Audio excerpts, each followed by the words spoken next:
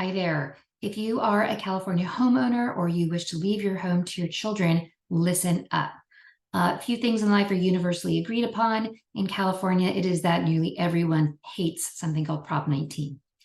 As you know, in California, when you buy a home under Prop 13, which passed about 50 years ago, homeowners are entitled to keep that assessed value base for their property tax as long as they own the home. A few years after that was passed, something called Prop 58 was also passed, which permitted the children of homeowners to inherit that property tax basis on a primary home, as well as up to $1 million in assessed value of investment property without being reassessed for property tax purposes. This permitted families to keep real estate wealth within the family, with the children not being forced to sell because of the massive increase in property tax due to the really out of control appreciation in home values we have here in California. Well, during the dark days of 2020, the real estate lobbyists decided we weren't having enough of a time, but with election politics, a pandemic, and wildfires all around us. So they put something on the ballot called the California Fire Response Fund. Well, that seems like an admirable thing to support. Well, part of what that did was eliminate Prop 58. See, the properties were not going into the market as quickly as the realtors would like for their own purposes. So they thought, well, here's a way that we can push property out there. So, for example, say 100 years ago, mom bought a house for $50,000 in San Francisco, and she's paying about $600 a year in property tax. Historically, she could leave that and maybe an investment property up the street to the kids, who would inherit it at its current value, but be left with the property tax that mom is used to paying.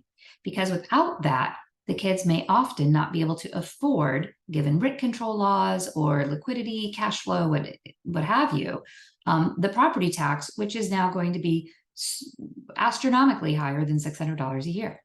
So Prop 19 it is, and it was voted in the end of 2020. And it was unusual in that it had a very short time before it took effect, which is on or about Valentine's Day of 2021. So people were really scurrying to try to salvage this property tax basis by transferring homes to their children during that time. But for a lot of reasons, that just really didn't make any sense. So anyway, there is a move afoot to get rid of Prop 19. And how do we do that in California? Our basic direct democracy, another prop.